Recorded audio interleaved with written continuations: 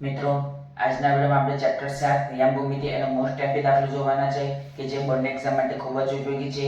તો વિડીયો ચાલુ કરતા પહેલા હજી ચેનલને સબસ્ક્રાઇબ ના કરી હોય તો જલ્દીથી ચેનલને સબસ્ક્રાઇબ કરો અને નોટિફિકેશન પર ક્લિક કરો કે જેથી કરીને આપણે કોઈ પણ વિડીયો મૂકીએ તો સૌથી પહેલા તમારી પાસે આવે. તો આજનો વિડીયો ચાલુ કરીશું.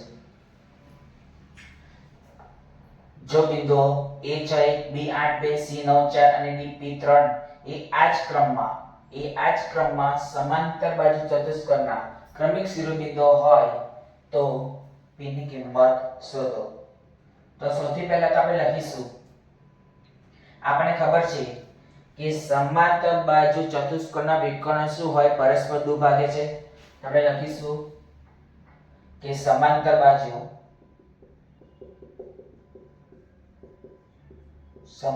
બાજુ ચતુષ્કોણના વિકર્ણો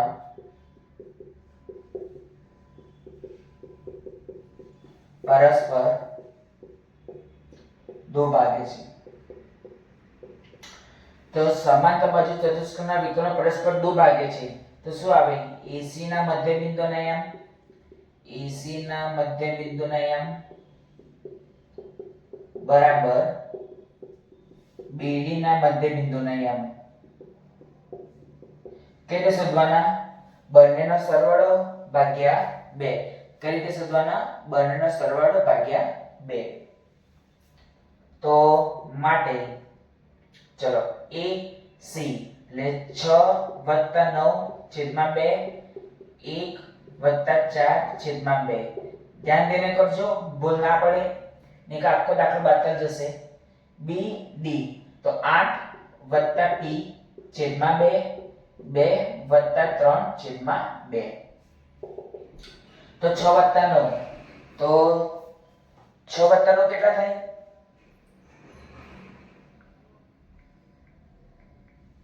15/2. અહીંયા 5/2 બરાબર 8+P/2 5/2. હવે આ તો સરખું છે. આપણે શેની વેલ્યુ શોધવાની છે? P ની વેલ્યુ શોધવાની છે.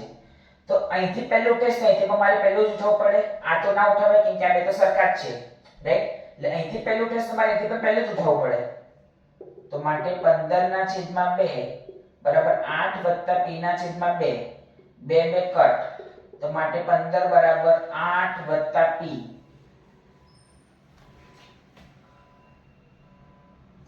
ચલો આ દેખાતું નથી એટલે અહીંયા લખું છું કે માટે 15 બરાબર 8+P.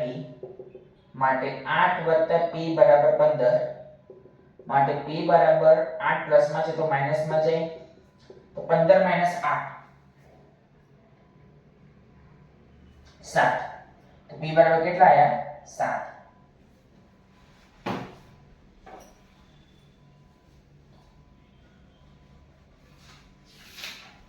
આ જવાબ. તો મિત્રો આજના વિડીયોમાં એટલું જ. કાલે ફરી એક નવા વિડીયો સાથે મળીશું.